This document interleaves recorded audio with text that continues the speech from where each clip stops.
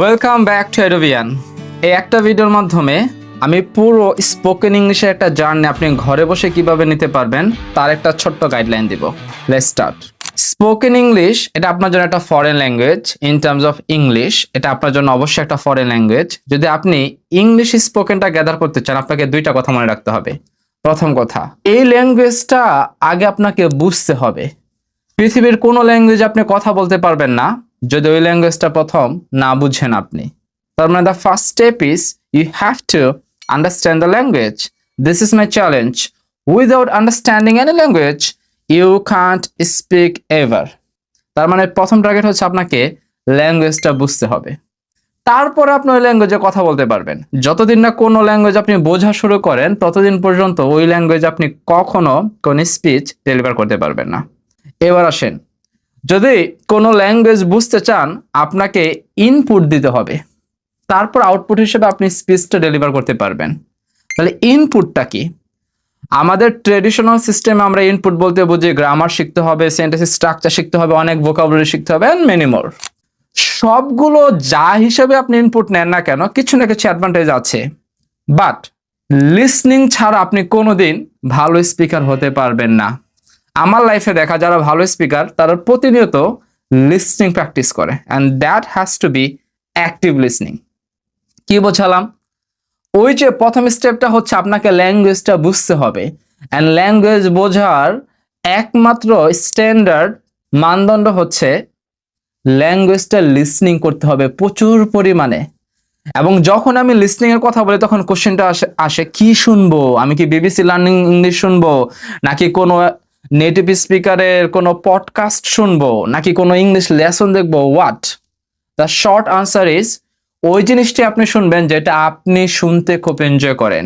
হ্যাঁ, স্পিকারটা একটু ক্লিয়ার হতে হবে, নেটিভ স্পিকার। অফকোর্স এটা বেটার নেটিভ স্পিকার সিলেক্ট করা। বাট যে টপিকটা আপনি দৈনন্দিন লাইফে, ডেইলি লাইফে আপনি খুব এক্সাইটমেন্ট ফিল করেন যে না এই টপিকে আমি অনেক বেশি শুনতে পারবো, এই টপিক আমার পছন্দের টপিক, সেটা হতে পারে স্পোর্টস, সেটা হতে পারে কোনো পডকাস্ট, মুভি, ড্রামা, যে কোনো ট্রাভেলিং ব্লগ, কুকিং ব্লগ, বুক রিলেটেড কোনো পডকাস্ট, এনিথিং। টেড টক হতে পারে, যার যেটা ভালো লাগে, নট নেসেসারি আমাকে ওইটাই শুনতে হবে। Make sure the English is very clear and you feel very confident and you enjoy listening. যদি আপনি লিসনিংটা এনজয় করেন তাহলে অনেক বেশি শুনতে পারবেন। তারপর স্টেপটা কি?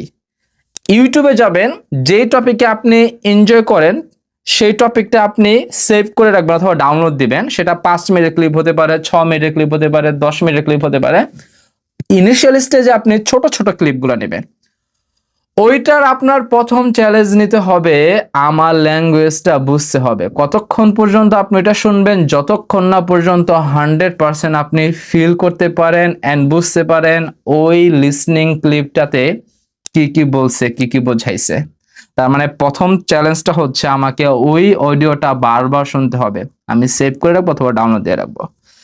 এবং কারোর জন্য একবার, কারোর জন্য 2 বার, কারোর জন্য 5 বার, কারোর জন্য 10 বার, যার যতবার লাগে ততবার আমার জন্য শুনে ওটা বারবার বুঝতে হবে। কার কতবার লাগবে এটা ডিপেন্ড করে লিসনিং স্কিল কার কত ভালো। কেন এটা বললাম?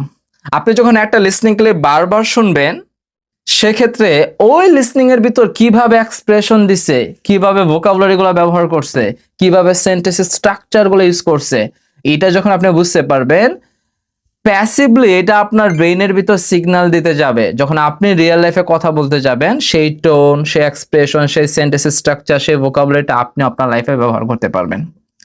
এবার আসেন, এটা তো ইনপুট গেল, এবার আউটপুট। আমার মতে আমরা বাঙালিরা ইংরেজিতে কথা বলতে পারি না, তার সবচেয়ে বড় প্রবলেম হচ্ছে আমরা কথা বলার চেষ্টাই করি না। Shyness, fear of people, fear of judgment, এইগুলোর কারণে আমরা কখনো আউটপুট হিসেবে যে আমার কথাটা চর্চা করতে হবে, ডেলিভার দিতে হবে, এইটা আমরা কখনোই করি না। ইনপুটটা আপনি 1 মাসের চ্যালেঞ্জ নেন যে আজকে থেকে আমি মিনিমাম 24 ঘন্টা থেকে 1 ঘন্টা লিসনিং করব এবং এটা বারবার শুনবো যতক্ষণ না বুঝি। আউটপুট হিসেবে আপনি অনেক মাধ্যম আছে, আমি 100টা ট্রিক্স বলতে পারবো যে এই মাধ্যমে আপনি আউটপুট বের করতে পারেন, বাট না, 5-6টা বলে দিচ্ছে যেটা হচ্ছে আপনি ডেইলি লাইফে করতে পারবেন, হয়তো আপনার কাউকে প্রয়োজন নাই। প্রথম জিনিস, আপনি এআই এর সাথে প্র্যাকটিস করতে পারেন, চ্যাটজিপিটির সাথে স্পিকিং প্র্যাকটিস করতে পারেন। যে কোনো টপিকে আপনি কথা বলবেন, এটা আপনার আউটপুট। ওই যে ইনপুটগুলো নিছেন গ্র্যাজুয়ালি এটা আপনাকে ইউজ টু হতে হবে। চ্যাট জিপিটি বোরিং লাগলে আপনি কোনো পার্টনার খুঁজেন, আপনার ক্লাসমেট, আপনার জুনিয়র, আপনার সিনিয়র, যার সাথে আপনি কমফোর্টেবল ফিল করেন, যে আপনাকে কোনোদিন জাজমেন্টে ফেলাবে না, যে আপনাকে কোনোদিন ক্রিটিসাইজ করবে না, তার সাথে চেষ্টা করেন প্রতিদিন 5 থেকে 10 মিনিট হলো প্র্যাকটিস করার জন্য। আর আমাদের বিভিন্ন টেলিগ্রাম, হোয়াটসঅ্যাপ, মেসেঞ্জার, বিভিন্ন ফেসবুক প্ল্যাটফর্ম, কত জায়গা আছে। ফাইন্ড আউট সাম পার্টনার্স যাদের সাথে আপনি প্রতিনিয়ত ইংলিশটা প্র্যাকটিস করতে পারবেন। ক্যামেরার সামনে প্র্যাকটিস করা is one of the best possible ways. আপনি ক্যামেরার সামনে একটু কথা বলেন, তারপর দেখেন 1-2 মিনিটের স্পিচটা মেক করে যে কেমন দেখে আপনাকে, আপনার ভয়েস টোনটা কেমন শোনে। আপনি একটা চ্যালেঞ্জ নিতে পারেন যে আমি প্রতিদিন একটা করে 1 থেকে 2 মিনিটের রিলস বানাবো, যেখানে আমি বিভিন্ন টপিকে ইংরেজিতে কথা বলবো, এবং প্রথম ভিডিও থেকে 30 নম্বর ভিডিও আপনি এটা একটা কি করতে পারেন, কম্পেয়ার করতে পারেন। তাহলে এটাও কিন্তু আপনার একটা আউটপুট হিসেবে ব্যাপারটা কাউন্ট হবে। সো পার্টনারের সাথে কথা বলেন, নিজের সাথে কথা বলেন, মিররে কথা বলেন, ভিডিও মেকিং করেন, বিভিন্ন প্ল্যাটফর্ম গ্রুপে কত জায়গায় প্র্যাকটিস করা যায় এর সাথে কথা বলেন। এইখান থেকে আপনি 2 থেকে 3টা মাধ্যম বের করে নেন যেটা আপনি আউটপুট হিসেবে চর্চা করবেন। আর প্রতিদিন আপনি লিসনিংটা প্র্যাকটিস করেন, 1 মাসে একটা চ্যালেঞ্জ নেন। তারপরে বলেন যে আরিফ ভাই নামে একজন বলছে অ্যাডোভিয়ানের পক্ষ থেকে একটা আমাকে গাইডলাইন দিচ্ছিল, এটা কাজ করছে কিনা। I challenge you, it will work.